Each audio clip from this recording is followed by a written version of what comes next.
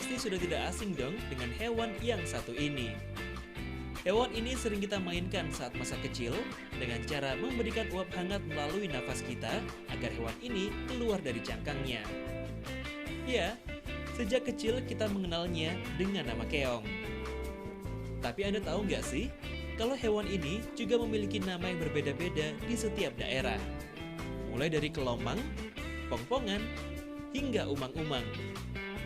Kalau yang berukuran kecil seperti ini, kita bisa dengan mudah menemukannya.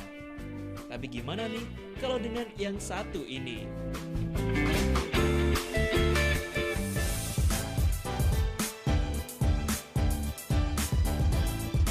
Nah, ini dia sejumlah kelomang dengan ukuran yang fantastis alias jumbo.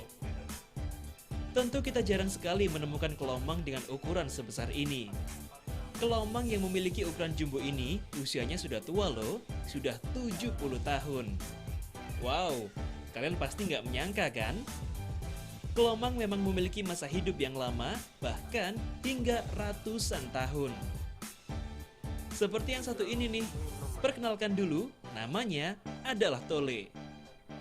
Nah, bagi Anda yang takut dengan hewan-hewan yang seperti ini, pasti Anda sudah merasa geli sebelum memegangnya. Eits, tapi jangan salah. Perasaan itu dijamin hilang setelah Anda mencoba untuk menggendongnya. Meski satu jenis, kelomang ternyata memiliki kepribadian masing-masing yang belum tentu sama. Ada kelomang yang memang lebih suka bersembunyi di dalam cangkang, dan ada juga yang aktif berjalan hingga yang sering mencapit. Seperti hewan peliharaan lain, kelomang juga memerlukan perawatan.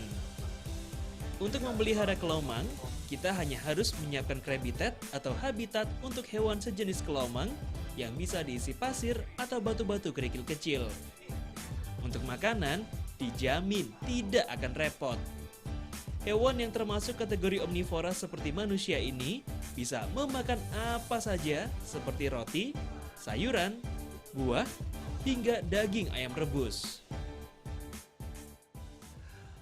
Kalau dipelihara sehari-hari ternyata tidak susah banget. Karena apa? Suhu dan iklimnya sudah Indonesia banget kan. Jadi kita cukup kelembapan yang tinggi, kemudian kita sediakan makanan yang harus bervariasi, terus minumnya itu yang utama. Jadi jangan sampai kekeringan. Nah, bisa tawar atau dengan air laut. Nah, itu akan menambah daya tahan tubuh mereka lebih kuat. Nah, pemirsa, memelihara kelomang memiliki keunikan tersendiri loh. Jika hewan seperti anjing dan kucing bisa diberi aksesoris seperti baju, maka peminat kelomang pasti akan berburu cangkang.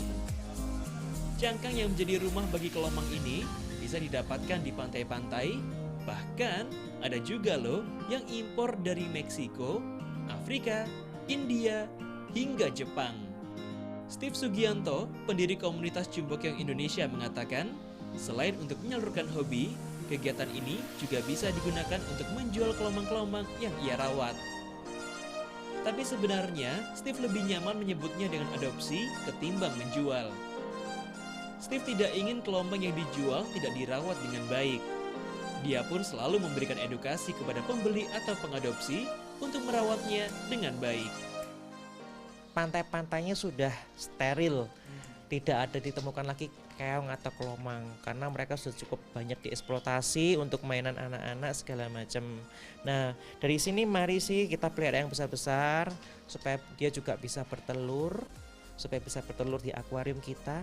Mari untuk konservasinya kita rilis dulu ke pantai telur-telurnya. Supaya apa sih harapan kita pulau-pulau besar di Indonesia bisa dipenuhi keong-keong lagi. Memelihara kelomang ternyata tidak hanya sekedar menyalurkan hobi. Lebih dari itu, memelihara kelomang bisa menjadi salah satu usaha untuk melestarikan kelomang agar tidak habis ekosistemnya. Dari Surabaya, Oke Arisandi dan Suryadi, iNews melaporkan.